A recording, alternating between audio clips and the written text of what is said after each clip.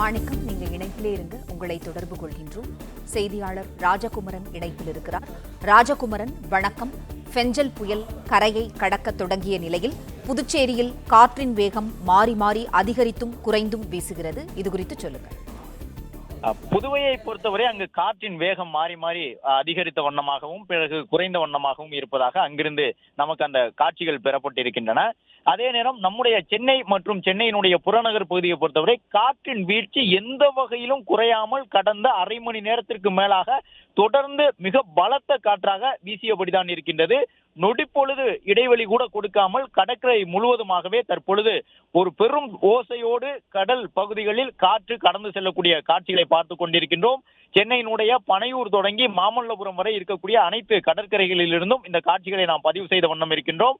அனைத்து இடங்களிலுமே தென்னை மரம் உட்பட அனைத்து மரங்களும் தற்பொழுது இந்த காற்றில் அசைந்தபடி இருக்கின்றன. பலத்த காற்றாக வீசிக் கொண்டிருக்கின்றது.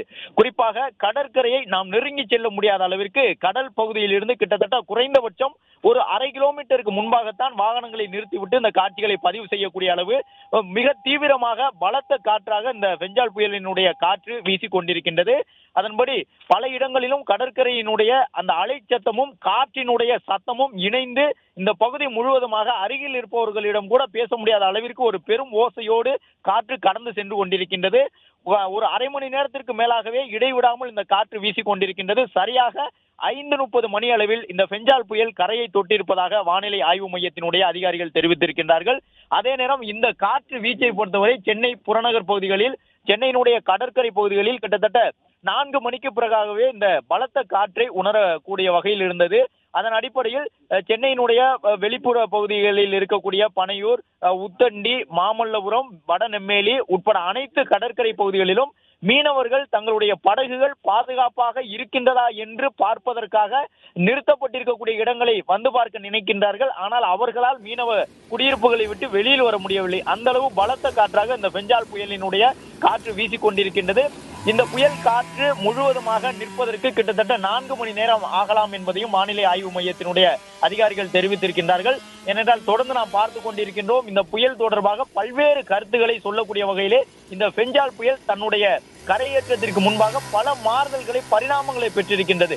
இதுவரை எந்த ஒரு காற்றழுத்த தாழ்வு மண்டலமும் புயலும் இந்த அளவு ஒரு புயல் தொடர்பாக அலசி ஆராயக்கூடிய அளவிற்கு அறிவியல் ரீதியிலான ஆய்வுகளை மேற்கொள்ளக்கூடிய வாய்ப்பினை வழங்கவில்லை. ஆனால் இந்த பெஞ்சால் புயல் அனைத்து வாய்ப்புகளையும் நமக்கு வழங்கியிருந்தது. அந்த அளவு இதனுடைய ஒவ்வொரு மாற்றமும் ஏற்பட்டிருந்தது. அந்த அடிப்படையில் தான் கரையை தொட்டு இது கடந்து கொண்டிருக்கக்கூடிய சூழலில் இந்த நேரத்தில் புயலினுடைய கண் பகுதிக்கு முன்பாக இருக்கக்கூடிய முன்பகுதி கடந்து செல்லக்கூடிய வகையிலே இந்த காற்றினுடைய வீச்சு இருப்பதை நாம் பார்க்க முடிகின்றது. ஒரு புயலினுடைய மைய பகுதியாக புயல் கண் இருக்கும். எப்படி ஒரு ஆழ்கடல் அமைதியானது என்று சொல்லுகின்றோமோ அதே போன்று ஒரு புயல் சின்னத்தினுடைய மைய பகுதியில் இருக்கக்கூடிய புயல் கண் என்பதும் அமைதியாக இருக்கும். ஆனால் அந்த புயல் கண்ணை சுற்றி இருக்கக்கூடிய 2 அடுக்குகள், புயல் கண் சுவர் என்று சொல்லப்படக்கூடிய பகுதி, வெளிப்புற பகுதி, இரண்டுமே ஆக்ரோஷத்துடன் தனிப்பகுதியை கடந்து செல்லும். முதலில் வெளிப்புற பகுதி செல்லும் பொழுது கடும் காற்று இருக்கும். அதன் பிறகு புயல் கண் சுவர் பகுதி வரும் பொழுது காற்றோடு சேர்ந்த மழையும் கடுமையாக இருக்கும். அதன் பிறகு புயல் வரும். புயல் வரும் பொழுது அமைதியாக இருக்கும். காற்று வீசிவிட்டு புயல் கண் வந்தவுடன் அமைதியாக இருக்கும் பொழுது புயல் முடிந்து விட்டது என்று நாம் நினைக்கக்கூடும். ஆனால் அதன் பிறகு மீண்டும் புயல் கண் சுவர் பகுதி தரைப்பகுதிக்கு வரும். புயல் கண் சுவர் வரும் பொழுது அதன் காரணமாக கடுமையான காற்றும் மழையும் இருக்கும். அதன் பிறகு மீண்டும் இறுதியாக வெளிப்புற பகுதி வரும். வெளிப்புற பகுதி தரையை கடக்கும் பொழுதும் காற்றும் மழையும் இருக்கும் என்று வானிலை ஆய்வு மையத்தினுடைய அதிகாரிகள் தொடர்ந்து தெரிவித்து வருகின்றார்கள். இந்த பெஞ்சால் புயலினுடைய வீச்சை பொறுத்தவரை சென்னை, திருவள்ளூர், காஞ்சிபுரம், செங்கல்பட்டு, இதில் காஞ்சிபுரம் மாவட்டம் கடலோர மாவட்டமாக தற்பொழுது இல்லை. சென்னை, திருவள்ளூர், செங்கல்பட்டு மாவட்ட கடற்கரை கிராமங்கள் அனைத்திலுமே தற்பொழுது ஒரு பேரிரைச்சலோடு இந்த பெஞ்சால் புயல் கடந்து கொண்டிருக்கின்றது. கடந்த ஒரு 3 மணி நேரமாக, அதாவது 5:30 மணி முதலே புயல் கரையை தொடங்கியதாக தெரிவிக்கப்பட்டிருந்தாலும் கூட தற்போது அளவில் கடந்த ஒரு 3/4 மணி நேரமாக புயல் ஒரு இடைவிடாமல் தொடர்ச்சியாக வீச்சை வீசிக் கொண்டிருக்கின்றது. கடற்பகுதியில் இருந்து, அதாவது கிழக்கில் இருந்து மரங்கள் மேற்கு நோக்கி சாயக்கூடிய வகையிலே இந்த புயல் காற்று வீசிக் கொண்டிருக்கின்றது. மீனவர்களுடைய படகுகள் பல இடங்களில் ஒன்றோடு ஒன்று மோதியபடி இருக்கின்றன.